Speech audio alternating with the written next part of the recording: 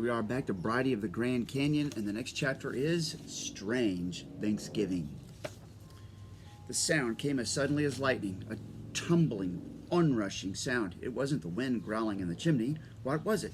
Homer and Jake stared at each other, their eyes asking questions. Some mountain lion scraping her claws against the upstairs window? Some white bat of a snow spirit beating its wings? Homer was out of his blanket, facing into the muzzle of the rifle, but all senses, save his hearing, were numbed. He was struggling to bring in the strange sound. Brighty's ears, too, worked, swiveled, listened. There! It came again, sweeping in closer, and all at once it exploded in a fury of noise. Glass cracking, crashing, splintering to pieces. Then an eerie silence, followed by footfalls thudding across the upstairs floor. Irons wheeled around, aiming his rifle at the ladder. He waited fearfully, waited for something to happen. It came quietly, like a raindrop from a tree long after the rain had ceased. Down from the hole in the ceiling, down the ladder steps, came a frail, wraith-like figure. It was feathered with snow, and the head and shoulders were quilted with it. Midway of the steps, it stopped, and the eyes threw off glints like blue ice under the white shag of brows. Now the voice of the snow specter shattered the quiet. "Point that rifle down," it commanded. Irons obeyed, hands shaking, mouth suddenly gone dry. The man facing him was little, almost puny, and his voice mild. Yet there was something in the eyes, a terrible courage and power which gave him command. The eyes were wide now, trying to believe what they saw. Unmoving, the little man stood there halfway of the steps, erect under an enormous pack, and looked down on them all. No one had made a move or a sound, not a welcome shouted nor a bray, not so much as a throat cleared. In all that silence, Brighty tiptoed soundlessly toward the steps, ears swinging free, eyes gazing up in the recognition. He felt out the first step, the second, and on up until he could reach with his nose and touch the mittened hand. "Bright angel," the man whispered. Eyes held each other in an instant. Then Brighty began an excited wheezing. The bray was a long time coming, but when at last it burst free in the trembling "ee-ah, ee-ah," it flooded the room. Now Homer was like a boy not wanting to be outdone. "Uncle Jim!" he cried. "Oh, Uncle Jim, I knew you'd come." His voice cracked. "I should have listened to you." Uncle Jim was carefully backing Brighty down the steps. "Shush, Homer," he soothed. "I'm the one's to fault. If I'd had a lick of sense, I'd hog-tied you till spring." Iron, still holding the rifle, looked on in a trance. He watched the slight figure drop its pack on the floor and stamp the snow from his feet. "Me and Homer's pappy used to drive buffalo," Uncle Jim explained, studying the rifle and the face above it. "But a lot of answering to do if I hadn't found his boy. Or be a lot of answering to do if I hadn't found his boy." Iron's eyes wavered under the steady scrutiny. "Got to fretting about Homer, I did," the old man went on. He pulled off his sealskin cap and slapped it against the fireplace. "I figured the boy'd never make it. Likely as not, I wouldn't either if I hadn't known every inch of this here forest. Now, stranger," he said, taking a step toward Irons, "you know my name.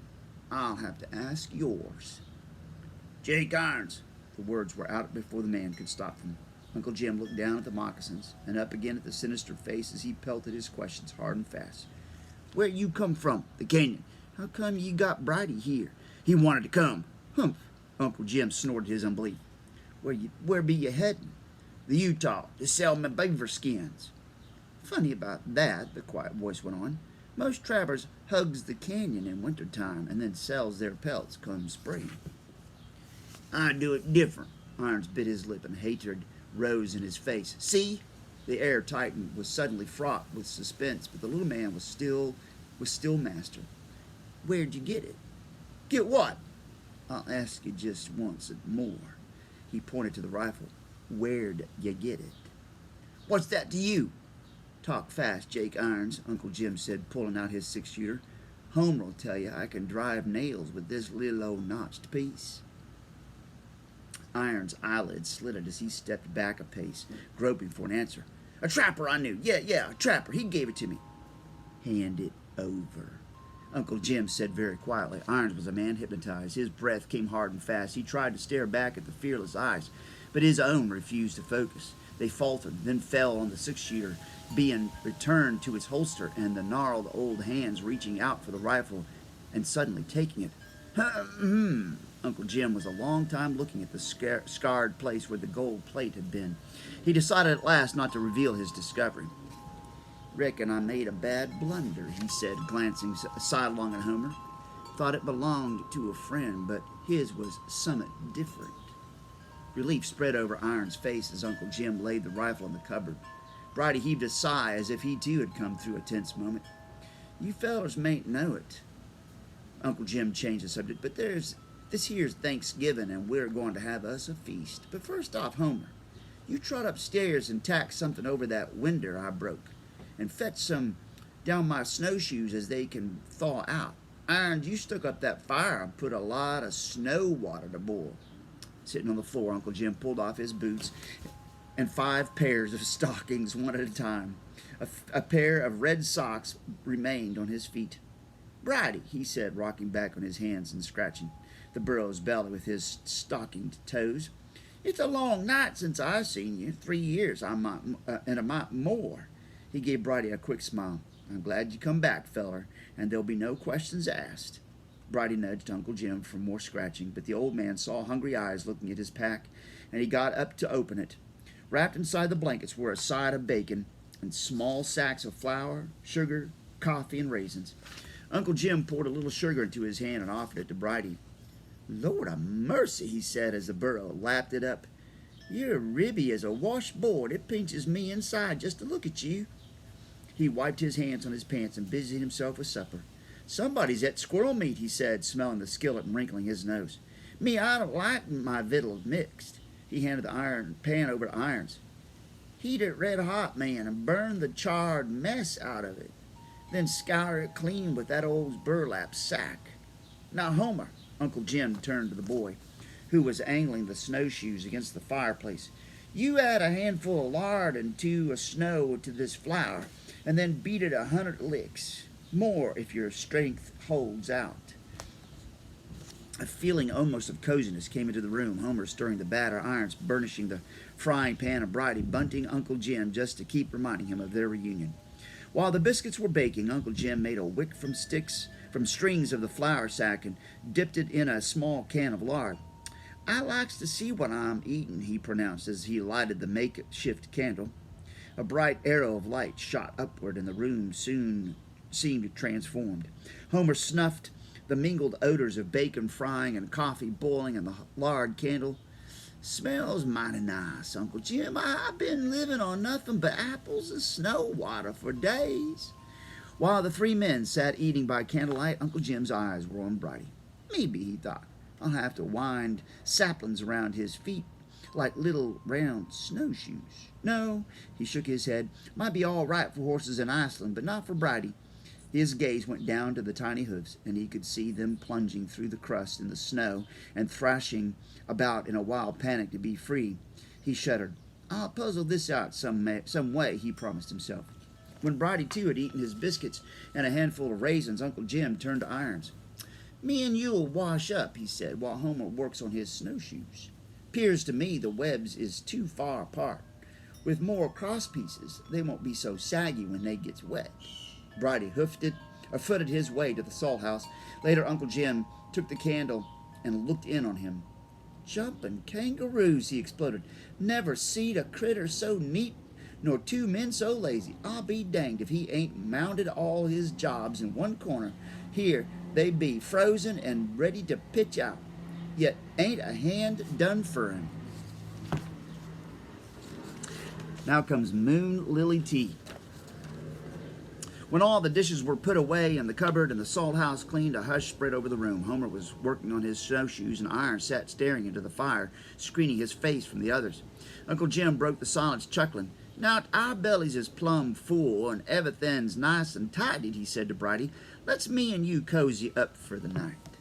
He spread his blankets on the floor, and sitting down, he pulled off a stocking and drew it back and forth between his toes.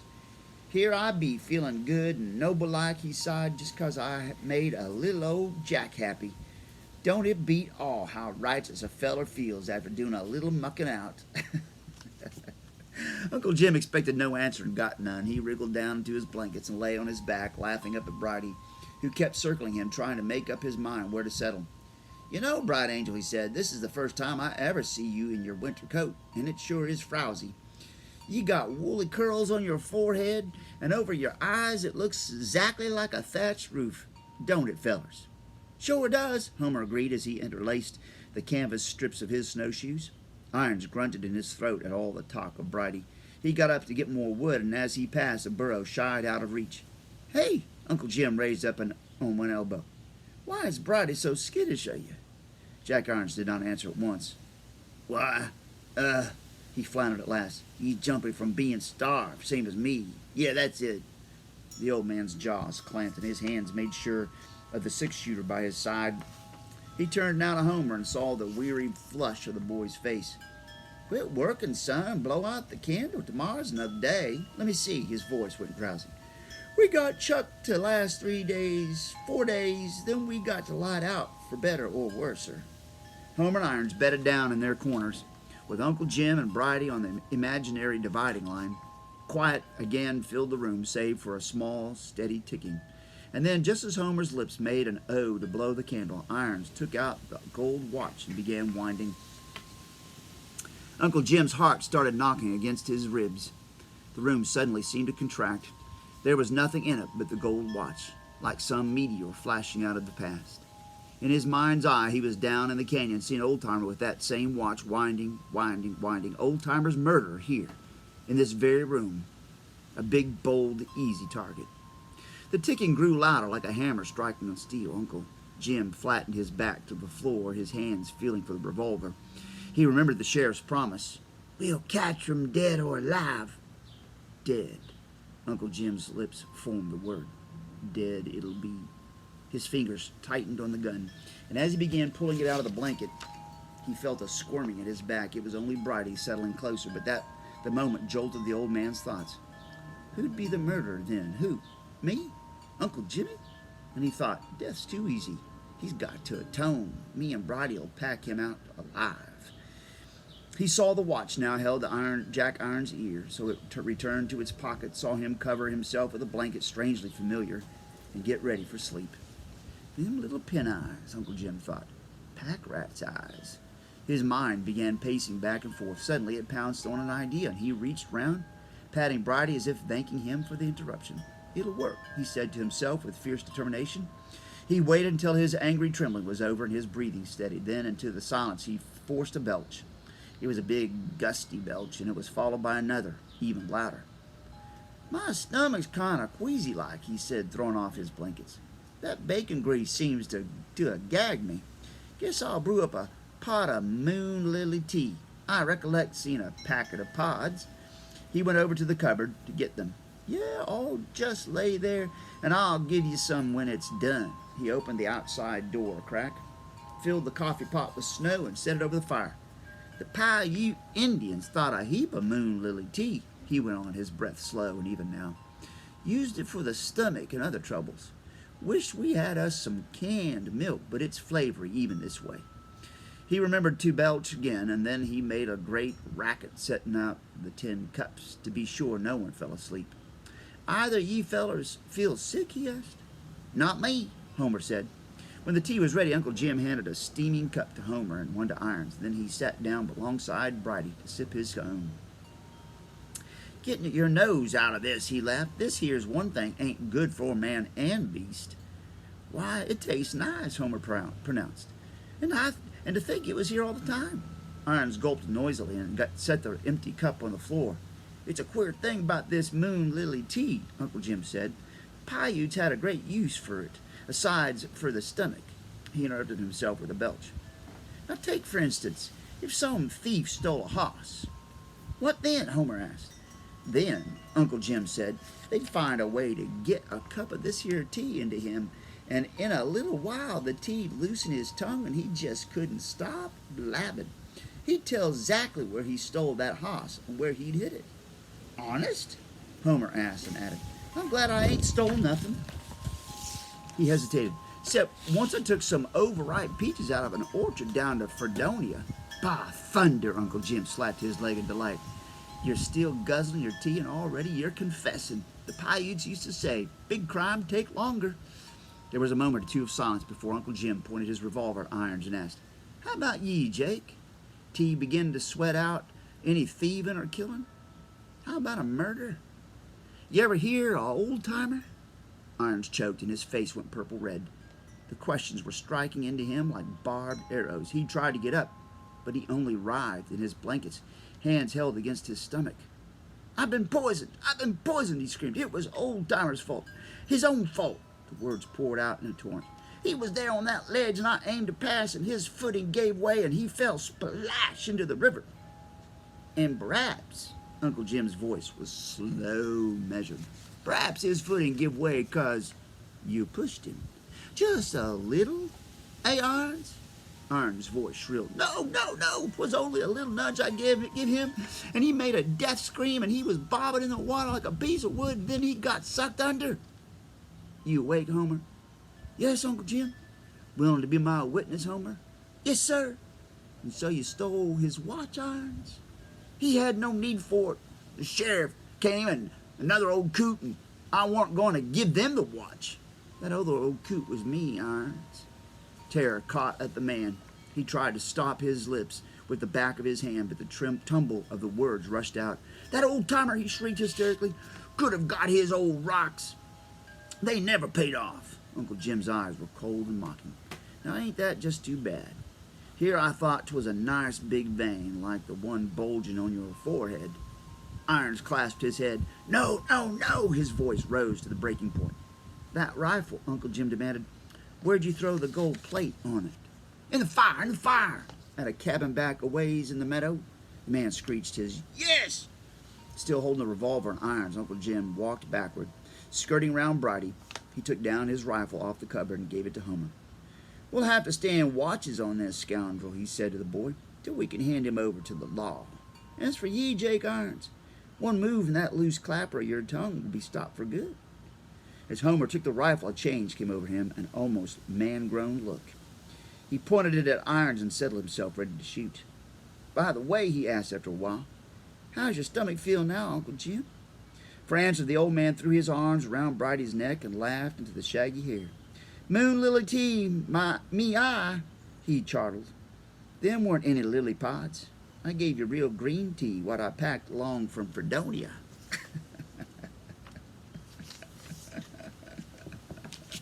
What a great story. All right, well, we're moving along. We're almost done with this book. We've got just about 3-4 more chapters. There we go. Bye.